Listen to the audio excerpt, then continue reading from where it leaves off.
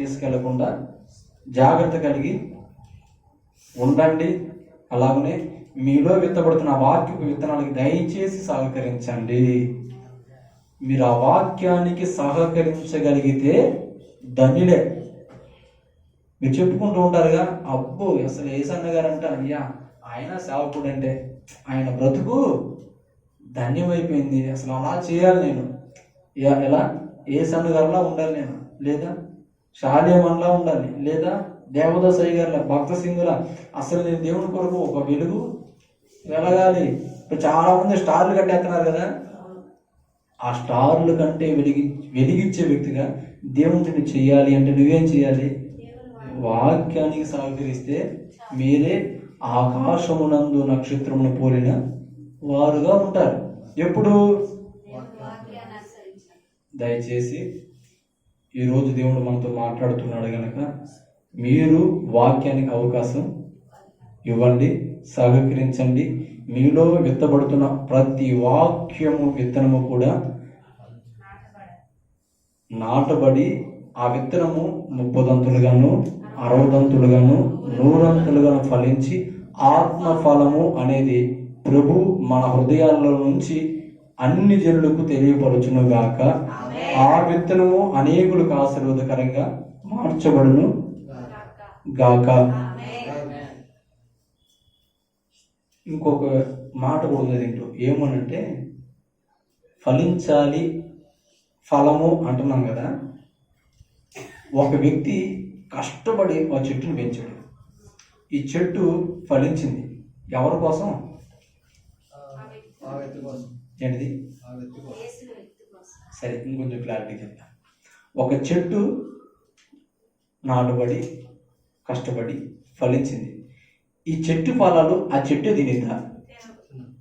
ఈరోజు నువ్వు ఫలించావు, దేవుని వాక్యం నీలో నాటబడింది, జాగ్రత్త తీసుకున్నావు, ఫలించావు. ఇప్పుడు నువ్వేం చేస్తావు తెలుసా? ఆ ఫలాలు నువ్వే తింటా కూర్చుంటావా? మరేం చేస్తారు?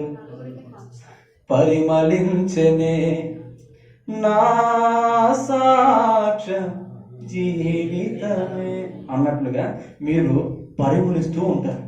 ఏంటి? పరిమళిస్తూ ఉంటారు. ఆ ఫలాలు అనేకులకు ఆశీర్వాదకరంగా మారుతాయి.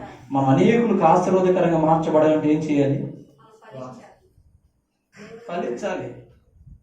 ఎలా ఫలించాలి అంటే, ఎత్తబడుతున్న వాక్యాలకు మనం సపోర్ట్ చేసుకుంటూ పోతే తప్పనిసరిగా మీరు ఫలిస్తారు. ఫలించినప్పుడు మీ సాక్ష్యం పరిమళించింది.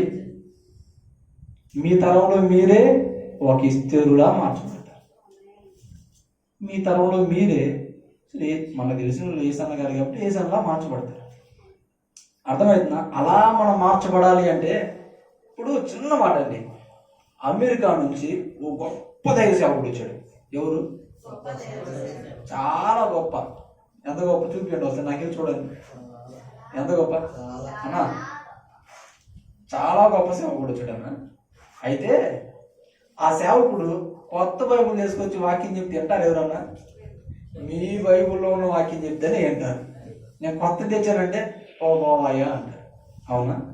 లేదు, ఇంకా పెద్ద సేవకుడు ఆస్ట్రేలియా నుంచి వచ్చాడు, ఆయన ఆడ చెప్పాలి, బైబుల్ ఏదో చెప్పాలి.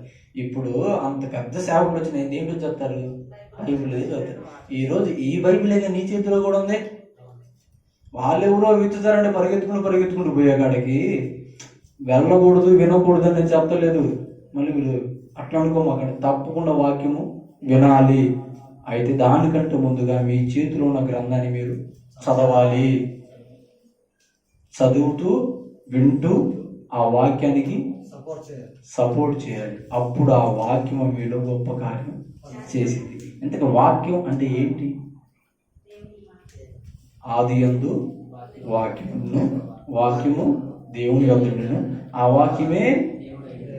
వాక్యమే కృపా సత్య సంపూర్ణుడిగా మన మధ్యలో సంచరిస్తున్నాడు. ఎందుకు సంచరిస్తున్నాడు అని తెలుసా? మనలోకి వద్దామని సంచరిస్తున్నాడు. కాబట్టి వాక్యం మీ హృదయాల్లోకి నింపుకోండి. ఆ వాక్యం ప్రకారం జీవించండి. ప్రభు మీ జీవితాల్లో గొప్ప కార్యం జరిగించును గాక.